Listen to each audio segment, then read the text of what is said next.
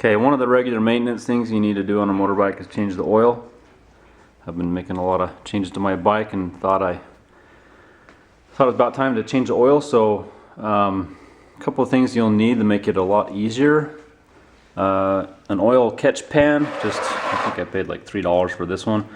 Just has a big hole at the top to catch the oil, and it does have a small screen in the top to catch the oil plug if you happen to drop it. And then of course it's got a drain on the other side. You can funnel it into a bucket or something later. Your oil filter, buy the one that fits your bike. This one again is for a Honda 2007 Honda 919. I like to get the filters. This is a K&N. Brand is semi-important. You want a good filter, but I like the ones that have the nut on the end. It just makes it a lot easier to get off the bike. So anyways, on this particular bike, the oil filter is right behind the headers, and of course you will leak some oil out that direction, so this is your friend, aluminum foil. What I'm going to do is, well, that's wax paper, I got the wrong one. So aluminum foil, you want to basically put the foil over the pipes, create sort of a funnel down into your drain pipe. So when you do pull the filter off, any residual oil coming out will then flow over and not get on your pipes. It just makes cleanup a lot easier. I'll get the old oil filter off. Of course you do that after you drain the oil. And then I'll show you what you need to do before you put the other one back on. Okay, I'm ready to change the oil on this bike, and it may be similar for most others. I have a metric 17mm socket. This is the drain plug on the bottom of the pan right here.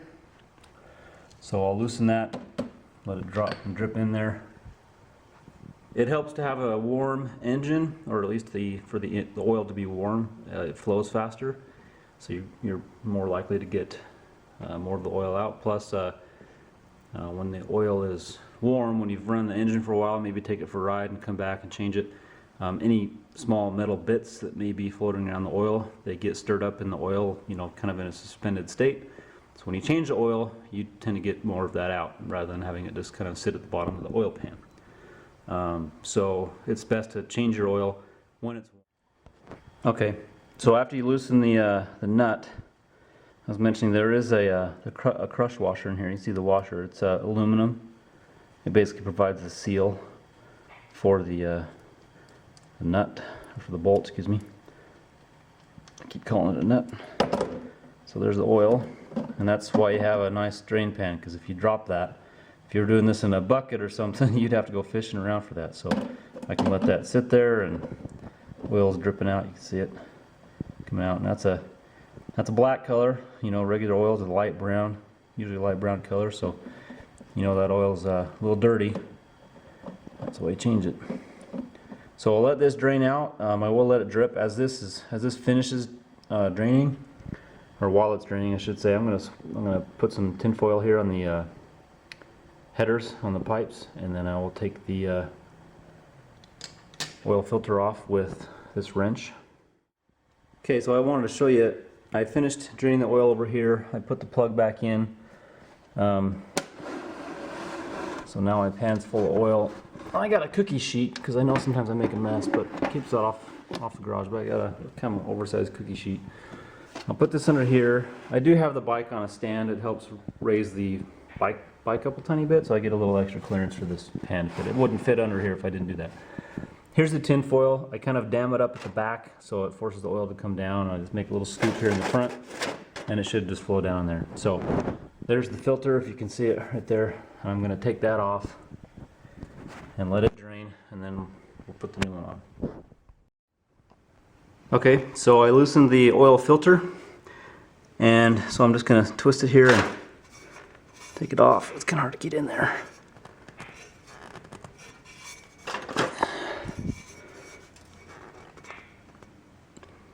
When you put these on, by the way, you only hand tighten them, because they will get tighter with you. So you see the oil coming out there.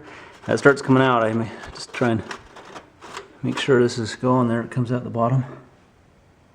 Just a little bit.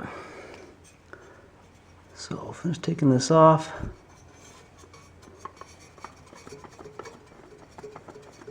And there should still be a fair bit of oil in the filter.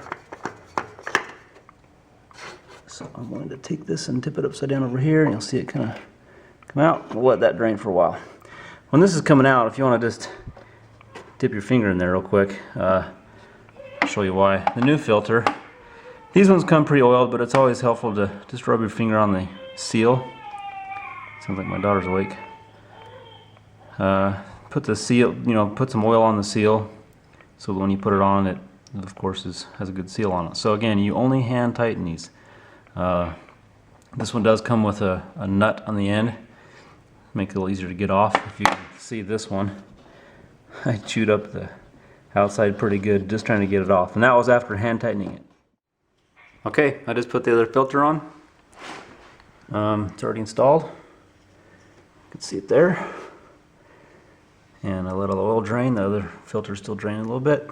The nice thing about these filters, again with that nut on the end, it's actually the same size as the socket I used to take the oil drain bolt off. So again, I'm gonna tighten this maybe just a little bit past hand tight, and that's it. They don't have to be on very tight. They will get tighter as the engine heats up and goes through a few cycles. So anyways, that's it. That's how you change the oil on a motorcycle, more specifically a Honda 919.